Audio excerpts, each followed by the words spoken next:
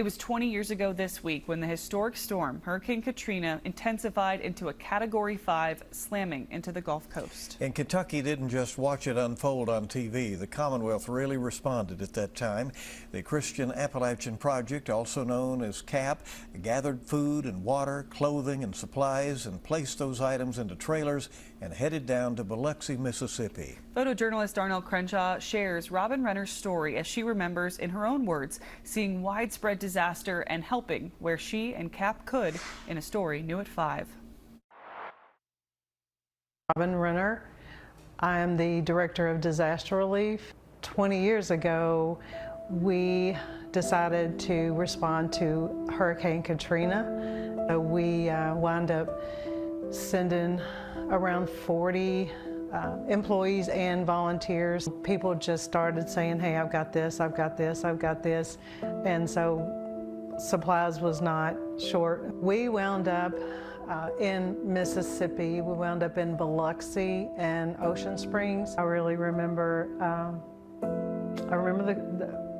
the steps to nowhere. There was basically no trees. People's houses and their material items spread all over. I'll never forget the view of the boat, you know, way offshore, just sitting there, you know, all broken up, but you could, you know, you knew it was a boat, and it was just sitting there with, you know, the ocean far away. One of the barges had like washed up on land. We began in what they call Tent City, and so we served from there and pretty much did whatever was needed. One of the jobs that I did was offload trucks all day long with the forklift, but we would send folks out with trucks and box trucks and deliver items to these other distributions.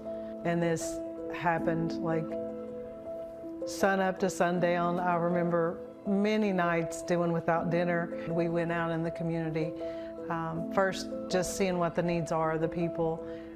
They needed food, they needed supplies, they needed prayer, they needed help. It was hard for just sitting down and talking to the families that, you know, had lost a child or had lost a spouse.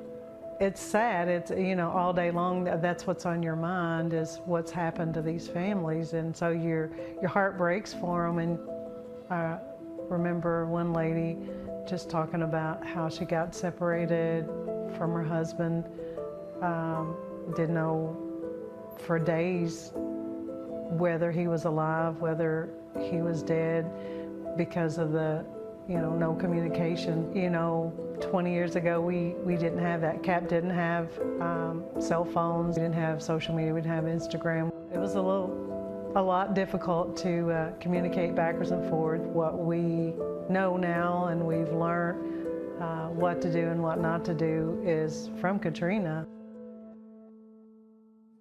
Well, since Hurricane Katrina, CAP has served in 45 natural disasters between West Virginia, Tennessee, Alabama, and Kentucky.